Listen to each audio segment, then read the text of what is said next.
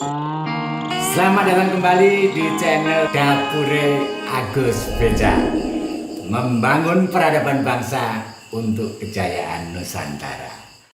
Ada yang menarik apa yang diucapkan oleh Kaisar Hirohito ketika Amerika menjatuhkan bom atom di Hiroshima dan Nagasaki. Setelah Nagasaki dan Hiroshima luluh lantak oleh bom atom yang dijatuhkan oleh Amerika, Kaisar Hirohito mengumpulkan para jenderalnya dan bertanya kepada para jenderalnya, masih ada berapa guru yang tersisa? Sangat menarik pertanyaan dari seorang kaisar pada para jenderalnya. Ini juga mengingatkan kita pada Undang-Undang Dasar di negeri kita di dalam pembukaan Undang-Undang Dasar 1945 alinea 4 yang mengatakan bahwa mencerdaskan kehidupan bangsa. Malam hari ini kita akan membahas, akan mengulik apa itu pendidikan, bagaimana konsep-konsep pendidikan nasional kita saat ini. Dan malam hari ini saya kedatangan tamu yang luar biasa, Mas Cinde Laras Yulianto. Beliau adalah mantan legislator Kota Yogyakarta yang saat ini sedang juga mempersiapkan untuk menjadi senator dari daerah istimewa Yogyakarta. Kita akan ngobrol-ngobrol dengan Mas Cinde. Selamat malam Mas Cinde, selamat datang di Dapure Agus Beja. Ya, channel kita ini membahas Mas Cinde, bagaimana masa depan Indonesia ini untuk kejayaan Nusantara ini. Nah, kita akan bicara masalah pendidikan karena Mas Cinde di samping sebagai seorang insinyur pertanian, yang saya tahu juga pemerhati pendidikan. Gimana sih Mas kondisi dan situasi pendidikan nasional di Indonesia sekarang ini? Kalau boleh tahu, boleh cerita mungkin pengalaman pribadi melihat, membaca pendidikan kita ini sepertinya hanya berorientasi pada apa ya Mas? Pada profit kayaknya ya. Dan hanya meminterkan sesuatu secara kognitif, tapi hal-hal lainnya kadang-kadang agak kurang diperhatikan. Gimana menurut Mas ini? Ya, apa yang Mas Agus sampaikan berkaitan dengan langkah Hirohito sebagai seorang negarawan yang melakukan langkah yang luar biasa. Saya katakan luar biasa karena yang dia pikirkan itu bagian yang terpenting di antara yang penting dari kegiatan penyelenggara negara, yaitu pendidikan. Itu sekali lagi itu kegiatan terpenting dari yang penting dalam penyelenggaraan sebuah negara. Sehingga dia coba mengumpulkan jenderal-jenderalnya untuk ditanya berapa guru yang tersisa. Itu menandakan dia tahu bahwa itu yang terpenting. Kenapa itu dianggap terpenting? Itu juga yang menjadi penyebab kenapa alinea keempat pembukaan Undang-Undang Dasar 45 yang merupakan tujuan perjuangan politik kemerdekaan Indonesia, tujuan perjuangan politik kemerdekaan Indonesia, itu adalah salah satunya adalah dalam rangka mencerdaskan kehidupan bangsa. Jadi Hirohito itu berkelas negarawan sekelas dengan para founding fathers kita. Tentu gitu, karena penjajahan atau kolonialisme itu tidak menghendaki bangsa yang cerdas. Dia menghendaki bangsa ini bodoh, terbelakang, agar mudah dieksploitasi, dibohongi dan lain sebagainya. Itu kira-kira yang melatar belakangi kenapa Hirohito memandang pendidikan itu sebagai persoalan yang paling penting dari masalah penting negaranya yang amburadul sama. Amburadulnya Jepang pasca Perang Dunia itu dengan amburadulnya kita pada waktu selesai dijajah sekian abad oleh berbagai bangsa penjajah yang di Indonesia itu sama. Jadi risiko di mulai dari kesadaran tentang arti pentingnya mencerdaskan kehidupan bangsa. Nah, yang Mas Agus sampaikan, praktek pendidikan kita ini transaksional, komersialisasi, dan mengakibatkan satu persatu sekolah-sekolah swasta itu tumbang misalnya itu. Betul. Kita dengar banyak sekali orang mengeluh karena anaknya ijazahnya ditahan. Yeah. Kemudian ada demonstrasi-demonstrasi yang berkaitan dengan misalnya ada guru honorer. Yeah. Dan berbagai macam kontradiksi di bidang pendidikan yang menurut saya ini asal muasalnya itu karena mindset politik pendidikan kita itu keliru. Jadi keluar dari sumber utamanya seperti apa yang tadi kita ketahui sebagai tujuan perjuangan politik memerdekakan negara kita. Kalau mencerdaskan kehidupan bangsa itu adalah tujuan politik tujuan perjuangan politik kemerdekaan negara kita, mestinya praktek pelaksanaan perjuangannya pendidikan dalam hal ini itu mestinya tidak boleh berbayar. Mestinya tidak boleh berbayar. Sumber masalahnya di sini karena tidak memahami mindset politik pendidikannya, maka pendidikan itu dibiarkan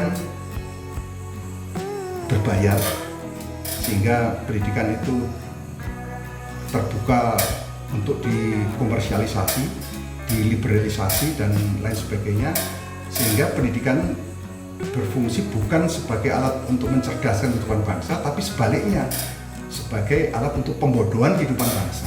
Nah, inilah yang memicu beberapa tahun yang lalu ketika teman-teman LSM rame-rame memasang poster di mana-mana. Saya masih ingat Mas, sekitar 10 atau 15 tahun yang lalu lah.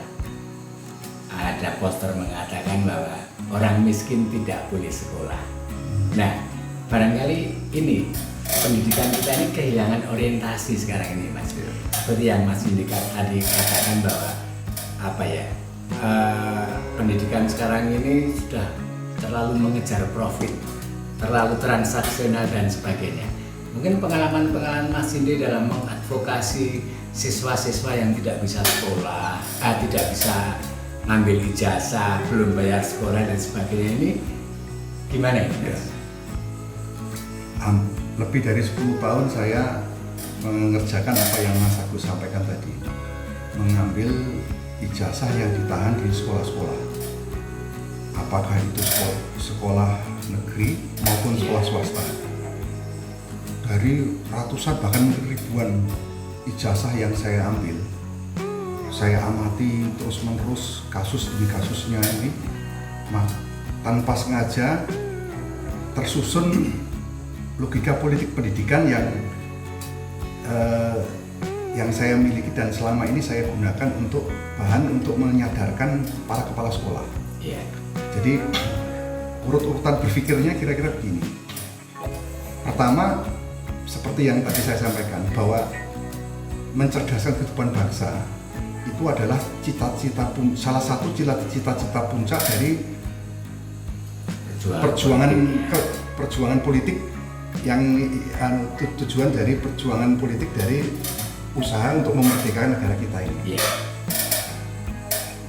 Para founding fathers yang terlibat di dalamnya kemudian tentu akan mempersiapkan softwarenya, programnya. Program ini berlabel nasional, program pendidikan nasional. Terus kemudian setelah ada programnya, ada softwarenya, tentunya harus ada hardwarenya, perangkat kerasnya. Itu namanya sekolah, mulai dari dasar, menengah sampai tinggi, umum dan khusus.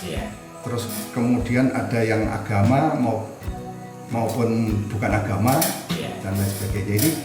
Ini hardwarenya, mulai dari gedungnya, meja tulisnya, komputer dan sebagainya itu hardwarenya. Kalau sudah ada hardwarenya, pasti ada operatornya. Betul. Operatornya itu guru dan murid, dosen dan mahasiswa. Iya. Dosen mengajar tanpa mahasiswa nggak mungkin, itu namanya orang deklamasi mungkin. Iya. Guru mengajar tanpa murid juga nggak bisa, orang deklamasi. Iya. Sementara murid belajar tanpa guru juga nggak bisa. Betul. Ini dalam Iya. pendidikan formal tuh. Iya. Mahasiswa belajar tanpa guru, dosen juga nggak bisa. Iya. Namanya orang anak dolan itu namanya. Iya. Bukan orang anak, bukan proses pendidikan, bukan sekolah, Iya. bukan universitas. Jadi ini satu paket, guru dan murid, dosen dan mahasiswa ini operatornya. Iya. Hardware-nya ini sekolah atau Iya. universitas mungkin. Software-nya itu pendidikan nasional. Jadi operator menggunakan hardware menjalankan program Iya. untuk mewujudkan cita-cita pendirian negara, mencerdaskan kehidupan bangsa. Urban berpikirnya begini. Mestinya karena ini merupakan tujuan pendirian negara, Iya. karena ini aktivitas perjuangan, harus tidak berbayar dan tidak mengenal kaya miskin. Jadi anak miskin, anaknya orang miskin tidak boleh sekolah seolah-olah gitu. Iya. Karena pendidikan ini tidak mengenal kaya miskin. Betul. Istilah mampu dan tidak mampu itu tidak mengartikan bahwa yang terlibat dalam proses pendidikan ini miskin atau kaya. Iya. Mampu dan tidak mampu itu hanya menunjukkan tentang kemampuannya menjalankan kewajiban warga negara atau tidak mampu menjalankan kewajiban warga negara. Anak sekolah itu adalah anak tidak mampu, bukan miskin. Iya. Tidak mampu menjalankan kewajiban warga negara. Oleh orang tuanya dimasukkan ke sekolah, lewat proses pendidikan, diasah supaya nanti dia menjadi warga negara yang produktif, Iya. ya, dan berkualitas karena dia terasah lewat pendidikan. Kemudian dia bisa mendapatkan penghasilan menjadi warga negara yang mampu menjalankan kewajiban warga negara. Jadi mampu dan tidak mampu itu tidak mendiskriminasi status kewarganegaraan seseorang, juga tidak mendiskriminasikan seseorang berdasarkan kasta kaya miskin, Iya. tapi menunjukkan status dia sebagai warga negara yang sudah bisa menjalankan kewajiban warga negara atau belum bisa menjalankan kewajiban warga negara. Nah, yang terjadi sekarang ini nampaknya ada semacam diskriminasi di dunia pendidikan ya Mas Indi.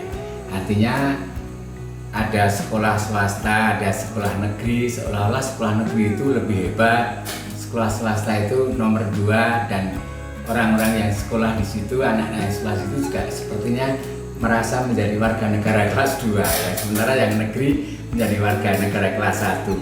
Itu yang terjadi, diskriminasi di bidang pendidikan Mas ya. Ini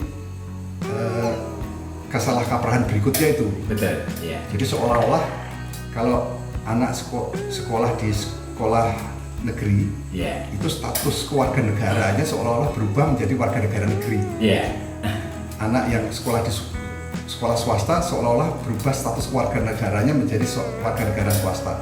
Ya. Padahal mereka ini warga negara Indonesia yang hak dan kewajibannya sama di depan hukum dan penyelenggaraan negara. Ya. Dalam hal ini penyelenggaraan negara di bidang pendidikan.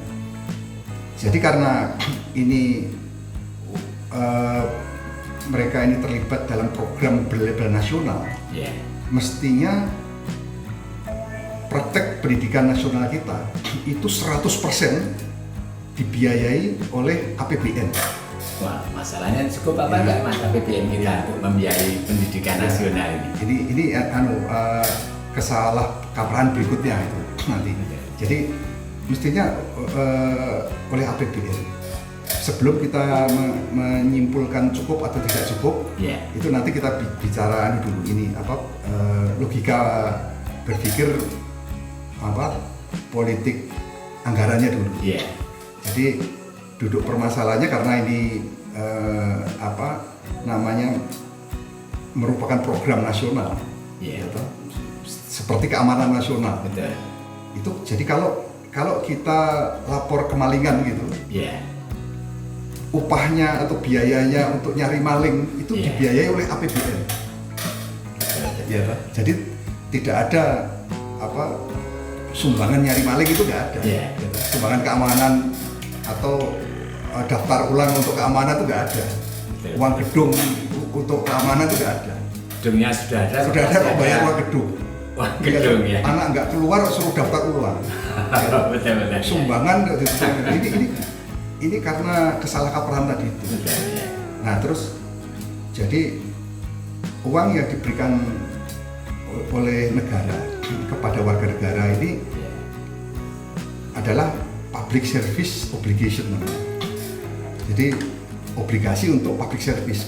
Layanan publik. Layanan publik, ya kan gitu. Disebut public service itu artinya apa sih? Kita juga sering nggak tahu tuh apa sih maksudnya public service. Public service itu tempat negara melayani publik. Betul. Ya, artinya yang melayani, membiayai, yang dilayani kan begitu. Kan? Haknya anak yang sekolah di sekolah negeri maupun anak yang sekolah di sekolah swasta dengan jenjang pendidikan dan jenis pendidikan yang sama itu harusnya sama. Jadi kalau anaknya Mas Agus di sekolah negeri, SMA negeri kelas 1 dan anak saya di SMA swasta kelas 1 gitu, haknya untuk mendapatkan public service obligation sebagai sesama warga negara mestinya sama. Tidak boleh didiskriminasi. Anaknya Mas Agus dan saya ini yang membedakan hanya tempat hardware-nya itu.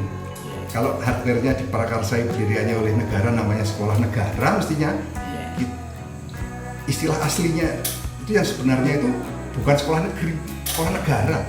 Karena kita itu masih kemelondo-londo. Pakai istilah negeri. Ya betul kayak polisi negara.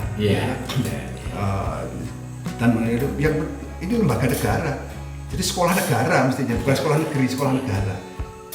Kalau anak saya di sekolah yang pendiriannya diprakarsai oleh warga negara, swasembada semesta, swasta, itu anak saya sekolah di sekolah swasta. Tapi status keluarga negaraan kita haknya untuk mendapatkan public service obligation itu sama. Gitu mestinya. Artinya bahwa di sekolah swasta itu pun negara hadir ya. Jadi entah itu guru-gurunya dibiayai oleh negara dan sebagainya. Maksudnya seperti itu atau gimana Mas? Iya, mestinya begitu. Jadi ini yang mungkin lebih kontroversial lagi ya. Tapi menurut saya untuk kepentingan suksesnya revolusi mental Pak Jokowi gitu. Mudah-mudahan dilanjutkan oleh Pak Ganjar di pemerintahan yang akan datang. Maka revolusi mental di bidang pendidikan ini harus setuntas-tuntasnya. Karena seperti Kaisar Hirohito tadi, dan saya yakin ini merupakan cita-cita para founding fathers kita yang kelas kenegarawanannya mungkin nggak kalah dengan Kaisar Hirohito. Itu menghendaki agar negara ini menjadi negara cerdas. Makanya kalimatnya itu mencerdaskan kehidupan bangsa. Jadi bukan kehidupan orang per orang, tapi kehidupan bangsa. Orang per orang itu kan menjadi subsistem dari kehidupan bangsa kan gitu. Jadi mestinya, maaf ini agak kontroversial. Semua guru, semua pendidik itu 100% itu harus pegawai negara. 100%. Jadi program nasional yang lain misalnya keamanan nasional itu tidak boleh ada tentara swasta itu nggak ada, polisi swasta nggak ada, guru swasta yang mestinya nggak boleh ada. Programnya nasional dan program yang benar-benar nasional itu mestinya itu tidak boleh diotonomi daerahkan. Semua terpusat ya. Iya, ini namanya instansi vertikal. Sama seperti di kepolisian itu instansi vertikal semua. Vertikal. Jadi menganggarkannya itu mulai dari UPT pendidikan di tingkat kabupaten kota, itu menganggarkan mengusulkannya kepada dinas pendidikan kabupaten kota, sama seperti Polsek menganggarkannya ke Polres gitu. Diverifikasi oleh Polres atau diverifikasi oleh dinas kabupaten kota, setelah verified naik ke provinsi, dinas provinsi. Di sini naik ke Polda, begitu. Setelah verified masuk ke departemen. Ini juga departemen gitu. Terus masuk menjadi salah satu komponen belanja di APBN. Membiayainya dari mana? dari pos pendapatan di APBN, baik pendapatan yang berasal dari pajak maupun bukan pajak. Jadi teringat apa yang dilakukan pemerintah Jawa Tengah, Mas, pemerintah Provinsi Jawa Tengah. Secara tidak langsung barangkali apa yang diterapkan di pemerintahan Jawa Tengah itu akan bisa menjadi pilot project nasional, Mas. Karena begini, saya melihat di Provinsi Jawa Tengah itu ada sekolah SMK, SLTA begitu, yang dibiayai oleh APBD. Muridnya diasramakan, dapat makan, kemudian tidak berbayar sekolahnya. Setelah lulus dia sudah banyak dilamar malah oleh perusahaan-perusahaan besar, bahkan banyak yang ke luar negeri, ke Jepang khususnya. Itu yang terjadi di Jawa Tengah. Kira-kira kalau proyek Jawa Tengah ini yang bisa menjadi pilot project ini, apakah bisa diterapkan di nasional, Mas? Nah, yaitu yang saya maksud tadi itu dalam skop mikro itu sebetulnya. Jadi tanpa disadari, tapi saya yakin gubernur mengetahui ini. Jadi pemerintah Jawa Tengah ini memberi contoh pada negaranya. Betul. Itu sebetulnya tanpa dia sadari. Ini kita bandingkan negara yang besarnya hampir dengan Jawa Tengah. Sama dengan Jawa Tengah itu Belanda. Iya. Di Belanda itu pendidikan mulai dasar sampai tinggi itu tidak berbayar semua. Belanda itu. Jadi negara APBN-nya itu membiayai kegiatan pendidikannya ini. Terus kemudian organisasi warga negara. Kalau di sini yayasan-yayasan gitu. Itu sifatnya itu menjadi supporting system. Pertama mereka membantu negara menyiapkan hardware tadi itu. Kalau di sini misalnya sekolah Islam misalnya bikin sekolah Muhammadiyah, yang Ahmadiyah membuat sekolah Piri misalnya, yang Katolik bikin Canisius misalnya, terus kemudian yang NU ya, Kristen bikin Pogri, yang NU bikin NU dan lain sebagainya, yang warga negara Tionghoa bikin sekolah Bhinneka, yang anggota organisasi taman siswa bikin sekolah taman siswa dan lain sebagainya. Itu patungan di antara anggota-anggotanya itu digunakan untuk membangun hardware-nya, sekolahnya, dan dengan demikian menjadi supporting system. Kalau di Belanda itu atas uang negara yang diluncurkan kepada semua sekolah di Belanda, tidak didiskriminasi berdasarkan negeri swasta, terpencil atau tidak terpencil. Itu haknya untuk mendapatkan public service obligation itu sama. Jadi sekali lagi pemerintah Jawa Tengah itu dengan cara uniknya itu memberi contoh pada pemerintah nasional. Mestinya segera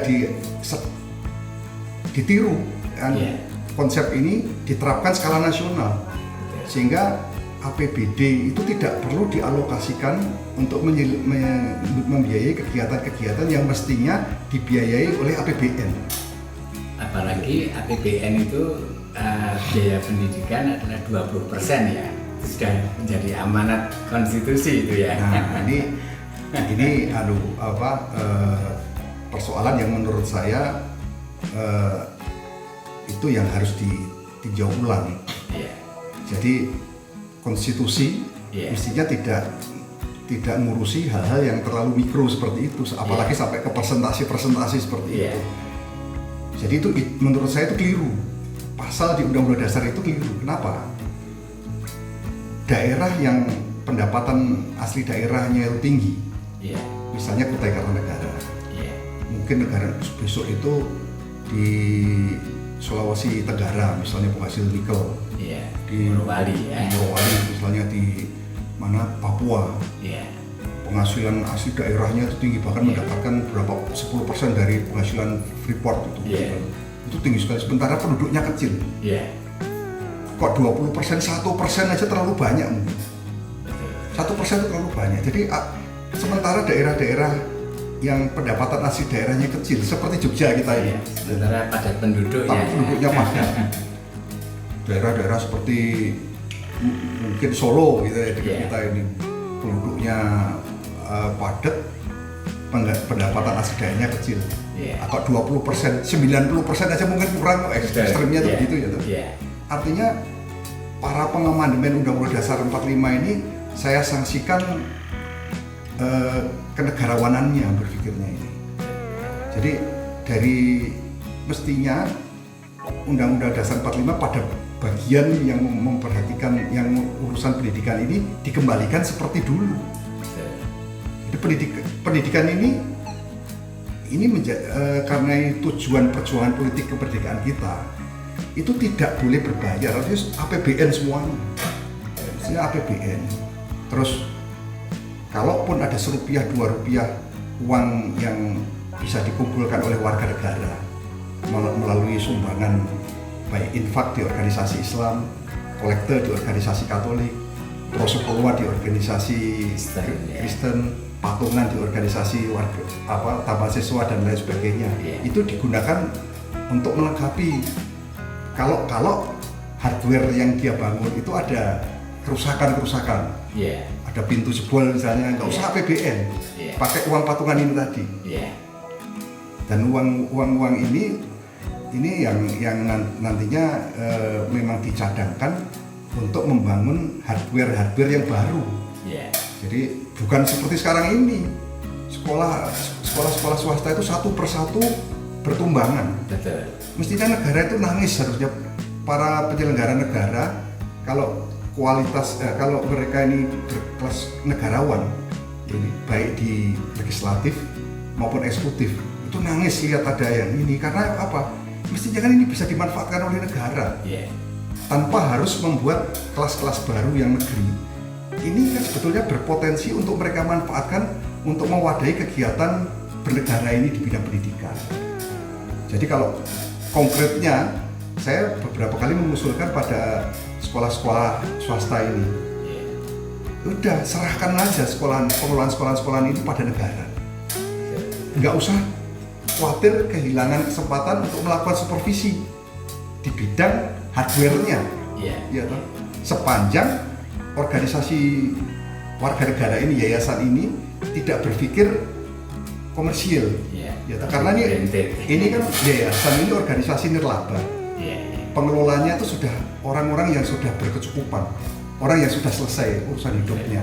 Begitu mestinya begitu, tidak berpikir mencari untung dari kegiatan public service yang dia prakarsai pendirian hardware-nya tadi. Dan sangat memprihatinkan kalau hari ini masih ada banyak anak sekolah yang ijazahnya ditahan karena tidak bisa bayar, Mas ya.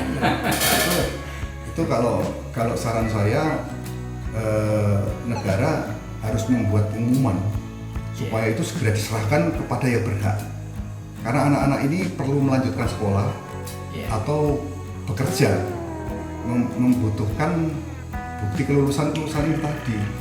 Jadi kalau sekolah itu berkhianat terhadap tugas pendidikannya dengan menyandera bukti-bukti kelulusan ini, itu ya negara ini mau dibawa kemana kalau udah begini. Nah, contohlah cara pemerintah Jawa Tengah tadi itu. Pemerintah pusat mestinya mengambil hikmah dari pelajaran baik yang dilakukan oleh pemerintah Jawa Tengah ini. Saya pikir ini banyak hal yang ingin diterangkan oleh gubernurnya berkaitan dengan praktek yang tidak berbayar di sebuah lembaga pendidikan di Jawa Tengah ini. Pasti banyak hal yang ingin diterangkan tanpa dia perlu menjelaskan secara vulgar. Jadi artinya bahwa bisa diambil kesimpulan ya bahwa banyak serangan-serangan ke pemerintah Jawa Tengah yang mengatakan bahwa Jawa Tengah itu tidak meninggalkan proyek-proyek mercusuar, proyek-proyek monumental, tapi justru ketika pemerintah Jawa Tengah menerapkan pendidikan yang seperti itu ya, sekolah yang dibiayai APBD tidak berbayar itu sebetulnya itu justru malah karya monumental sebetulnya, Mas ya. Dikatakan tidak monumental itu oleh mereka yang berpikiran sempit atau tidak membuka mata. Betul. Ya. Kalau mereka menggunakan pikiran yang luas dan membuka matanya lebar-lebar, itu monumen yang luar biasa penting dan sangat penting bagi pemerintah nasional. Memberi contoh pada pemerintah nasional bagaimana pendidikan ini diselenggarakan harusnya. Gitu. Sesuai dengan mindset politik pendidikan seperti yang dicita-citakan para pendiri negara kita. Dengan caranya, dengan cara si gubernur ini, itu dia memberikan contoh. Itu monumen yang luar biasa. Jadi kalau menurut saya begitu. Jadi siapapun pemimpin daerahnya, si gubernurnya ini mestinya karya monumentalnya ini itu perlu dilanjutkan oleh pemimpin politik yang akan datang, karena kita kan ini mau pemilu ceritanya. Mau pilpres. Mudah-mudahan nanti siapapun presiden yang terpilih yang akan datang itu melanjutkan apa yang sudah dirintis oleh pemerintah Jawa Tengah ini, khususnya di bidang pendidikan. Ya. Baik, semakin menarik nih Mas Indi. Sebagai closing statement Mas, apa masukan Mas Indi khususnya dalam dunia pendidikan untuk calon pemimpin Indonesia masa depan? Ya, belajar dari Raja Kaisar Hirohito dalam mengatasi negaranya yang porak-poranda karena Perang Dunia Kedua, membenahi bidang pendidikan. Saya berharap karena ini persoalan pendidikan ini bukan sekedar penting, tapi persoalan yang paling penting, sangat fundamental. Itu paling penting. Jadi kan ada pokok dan bukan pokok, ini yang pokok, bukan persoalan pokok. Maka pemerintah yang akan datang itu saya harapkan membenahi persoalan pendidikan ini dari akar permasalahannya. Akar permasalahannya apa? Di mindset politik pendidikannya. Jadi pendidikan ini harus dikembalikan fitrahnya sebagai lembaga public service, bukan profit center. Keterangan mengenai apa itu public service dan apa itu profit center sudah kita bahas di depan. Oke, menarik sekali Mas. Tapi sayang kita dibatasi waktu dan saya berharap Mas Indi mau datang kembali di Dapur Agus Beja berikutnya Mas. Ya, terima kasih atas waktu yang diberikan pada saya. Baik, terima kasih Mas Indi. Terima kasih Mas Agus.